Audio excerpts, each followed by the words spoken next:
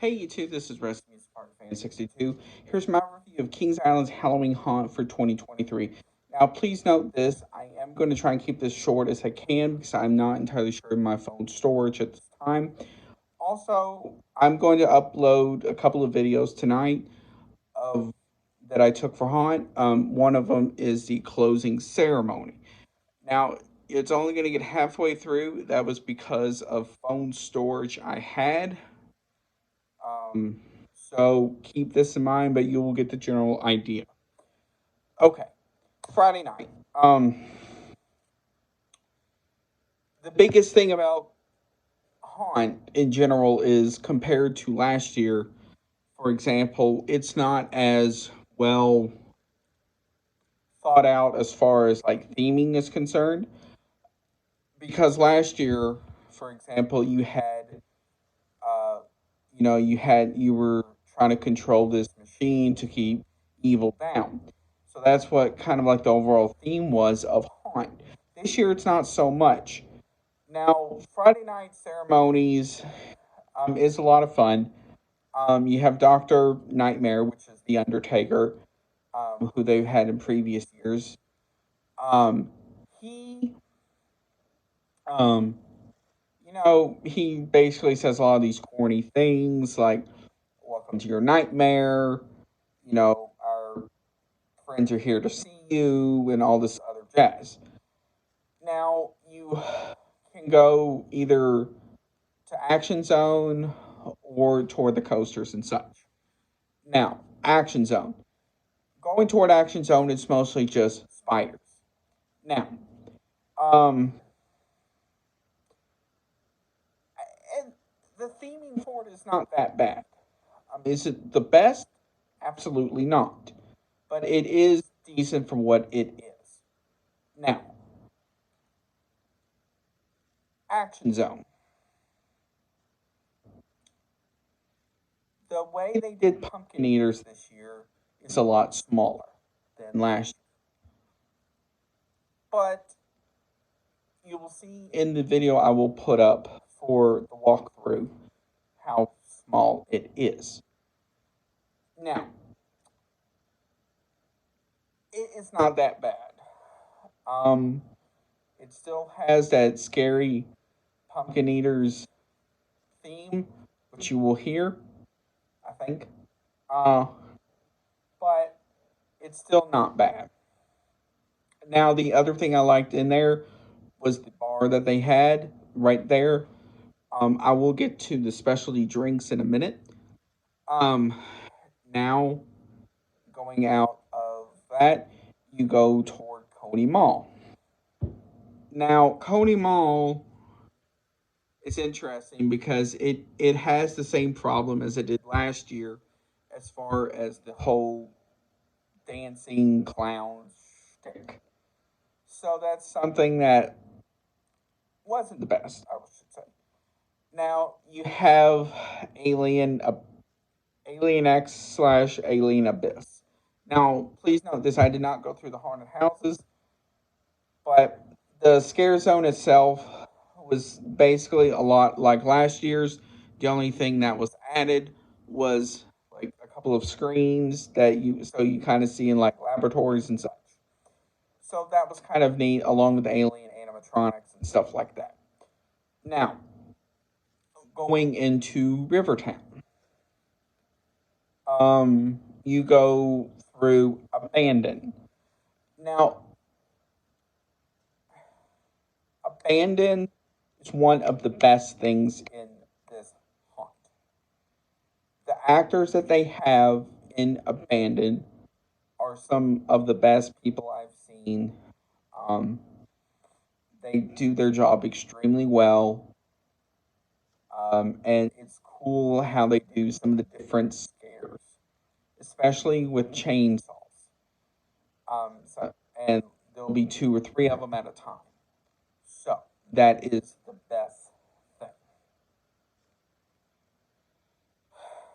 And it's not just a one piece thing. It's like three, I think, as well as a couple of like small building looking contraptions. Um,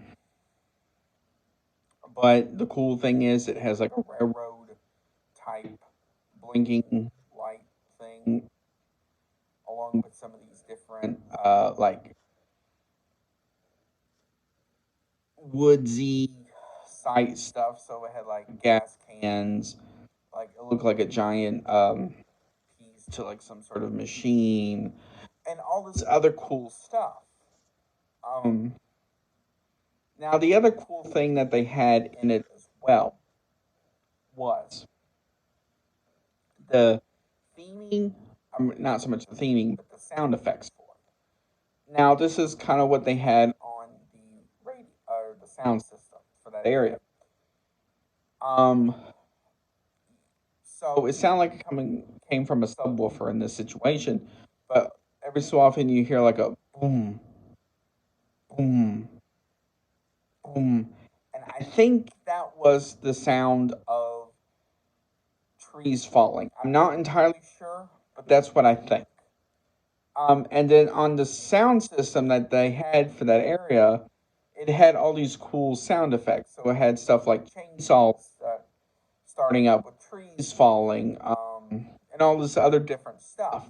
And that was one of the cool things about it was just that in general, because it's not some sort of corny thing like that.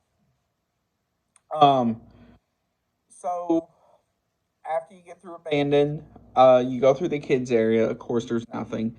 Then you get back on International Street again. Now, of course, you have the cemetery area. One of the cool things that they actually did, I don't think they did it last year, was they actually extended the cemetery area into the Tower Gardens a little bit. So they had some of the different ones in there, which was kind of neat. Um, Also, the cool thing that they had was these giant candy canes for Winterfest, and so they had what looked like burlap or some sort of fabric over that. Um, okay.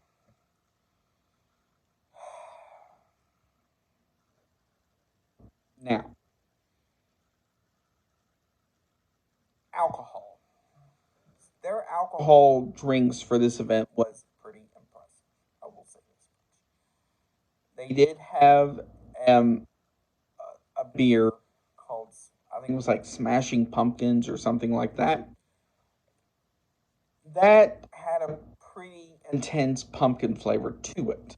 So, unlike something like a Starbucks pumpkin spice latte, this had more of that, like, really grip pumpkin taste to it, which honestly was not, which honestly wasn't that bad. Um, and then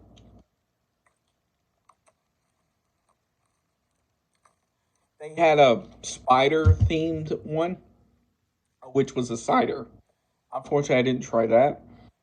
I wanted to, but stuff happened. Now,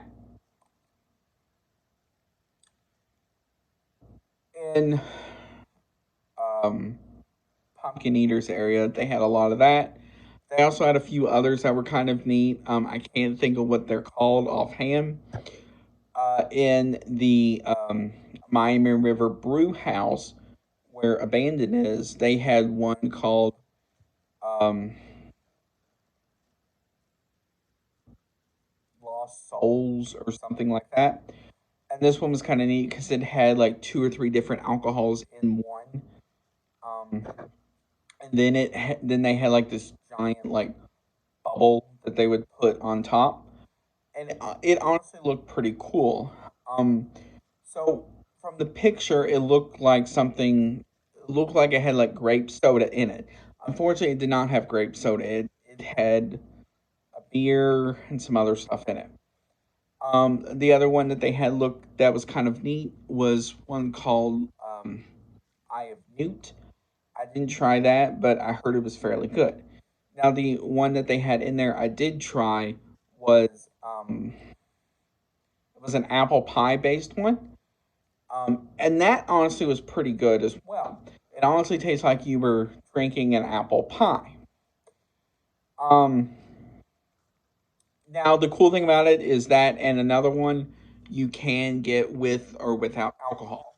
There's very limited ones you can get with or without alcohol. Of course, they brought back the blood bags and all that for this year, which are found at other Cedar Fair parks. They still had two without alcohol. That was the Pixie Poison and something else. Um, Now, as far as food is concerned, this is where I feel like that hurts them because you can only get it from the park opening till 7 o'clock on Saturdays and Sundays. Um, or for non-haunt days, basically that whole day.